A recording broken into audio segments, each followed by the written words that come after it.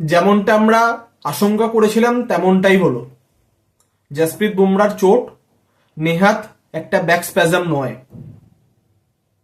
একটু গুরুতর চোটই আছে, পিঠ ফুলে রয়েছে। তিনি চ্যাম্পিয়ন্স ট্রফির গ্রুপ স্টেজের ম্যাচে পার্টিসিপেট করতে পারবেন না। এবং যেমনটা আপডেট পাওয়া যাচ্ছে, হয়তো তিনি মার্চের প্রথম উইকে ফিট হয়ে যাবেন, হয়তো তিনি নকআউটে খেলতে পারেন, হয়তো, মানে সেটাকেও আপনি ডাউট রেখে দিতে পারেন।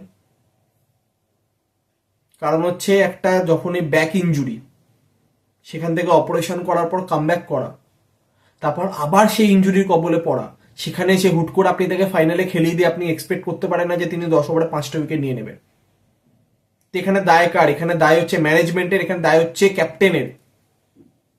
এই পুরো জিনিসটা এই লেভেল অবধি যাওয়ার পিছে একটাই কারণ পিছনে, সেটা হচ্ছে যেটা মনে হচ্ছে বক্সিং ডে টেস্ট। 50 ওভারের বেশি বোলিং করেছে বুমরা। প্রথম ইনিংসে প্রচুর ওভার বোলিং করতে হয়েছিল, তারপর সেকেন্ড ইনিংসে ডে 4-তে লাস্টে তিনি বলছেন আর হচ্ছে না আমাকে দিয়ে, তারপরও তাকে 2 ওভার বোলিং করেছেন রোহিত শর্মা। তো সেখানেই যা হবার হয়ে গেছে। তো সিডনি টেস্টে প্রথম ইনিংসে তাকে অতটা বোলিং করতে হয়নি, বা তিনি একটু বোলিং করার পর পারছিলেন না। তার স্পিড দেখে বোঝা যাচ্ছিল যে কিছু একটা তো প্রবলেম আছে, কারণ তার স্পিড 130 বা তার নিচেও নেমে যাচ্ছে ধারাবাহিকভাবে। কিছু তো একটা গড়বড় আছে। তখন যা দেখা গেল, কিছুটা না, অনেকটাই গড়বড় রয়েছে।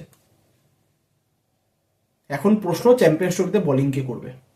অবশ্যই শামি যদি ফিট থাকে, শামি, সিরাজ আর আরজিব 3টে ফাস্ট বোলার থাকবে, কিন্তু ডেথ ওভার্সে গুরুত্বপূর্ণ মুমেন্টে উইকেট কে নেবে? এটাই হচ্ছে সব থেকে বড় প্রশ্ন। আর একটাও প্রশ্ন যে মোহাম্মদ শামি কতটা ফিট, সেটাও আমরা এখনো ক্লিয়ার নই। তার যদি হালকা ইঞ্জুরি থাকলেও তিনি বোলিং করবেন, এইটুকুনি গ্যারেন্টি। তার অ্যাঙ্কেলে ইঞ্জুরি নিয়েও কিন্তু তিনি ওয়ার্ল্ড কাপে দুর্দান্ত বোলিং করেছিলেন, আমরা বুঝতেই পারিনি যে তার ইঞ্জুরি রয়েছে, কিন্তু সেটা বুমরা পারবে না।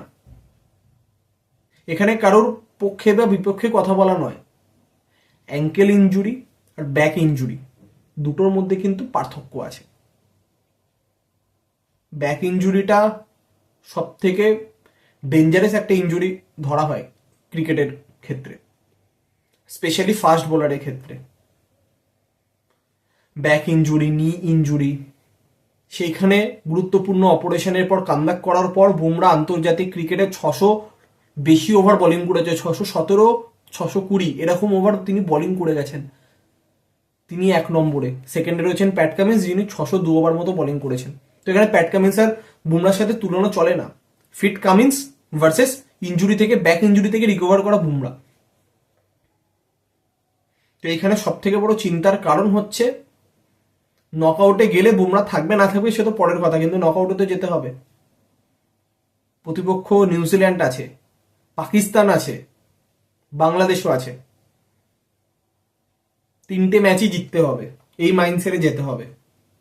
তো সেখানে কিন্তু টিম ইন্ডিয়ার কাছে কিন্তু কাজটা নেহাত সহজ হবে না।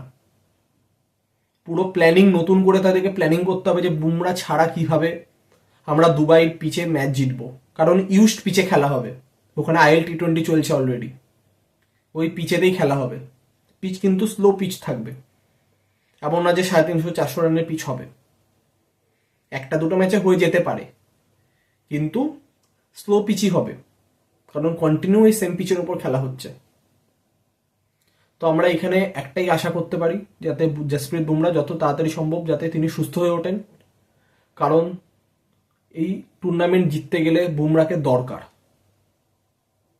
এবং বাকি বোলারদের থেকে এটাই এক্সপেক্টেড যে তারা যাতে নিজের দায়িত্বগুলো ভালোভাবে পালন করে এবং টিম ইন্ডিয়াকে প্রথম লক্ষ্য হচ্ছে সেমিফাইনালে যাতে তুলতে পারে।